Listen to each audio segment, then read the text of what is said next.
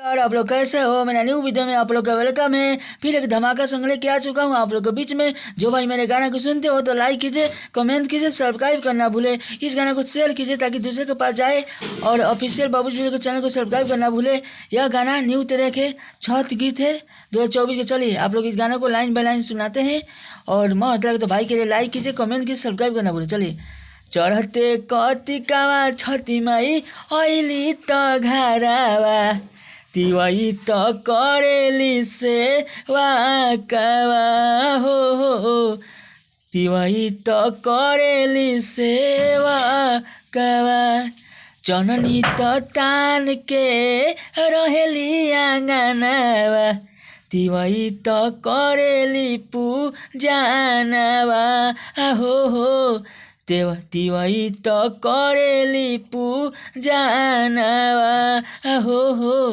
चढ़ते कतिकावा छठी माई ऐली त घारावा, तिवाई त करेली सेवकावा हो, तिवाई त करेली सेवकावा।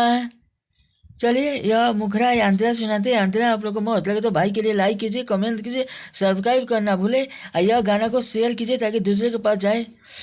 भूखल पियासर तिवाई रहेली 3 दिन से, तबो सेवा करेली छठी माई के हो, तबो त सेवा करेली तिमाई के।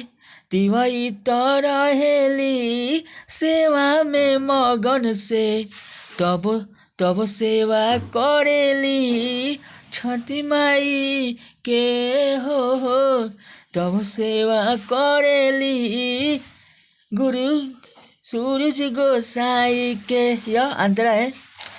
यह ऑफिशियल बाबू विजय के चैनल पर जाएगा यह गाना। और यह इस गाना को ट्रैक बनवा के गाइएगा। कोई भी गाना मेरा यूट्यूब पर जा रहा है तो उस गाना को ट्रैक बनवा के गाइएगा, तो अब आप लोग को वो गाना मस्त लगेगा। और जहाँ भी गलती हो तो भाई के लिए माफ़ कीजिए।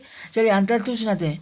सेवा में फल तिवाई तुहरा के दीहन, मानसा तो पूरा होई तुहार हो, मनसा तो पूरा होई तुहार हो।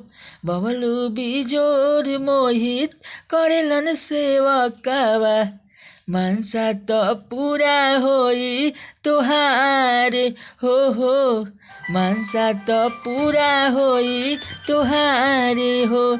सेवा के फल तिवाई मिली, सेवा के फल तिवाई तोहरा के दीहन, मनसा तो पूरा होई तुहारे हो, मनसा तो पूरा होई तुहारे हो। चलिए अगले वीडियो में आपका वेलकम, आपका अगला वीडियो में आपका वेलकम रहेगा। फिर एक धमाका संग लेके आऊँगा और आप लोग को मस्त बस गाना और इतना गाना लेके आऊँगा मैं अपने चैनल पर कि तुम लोग कन्फ्यूज हो जाएगा। चलिए।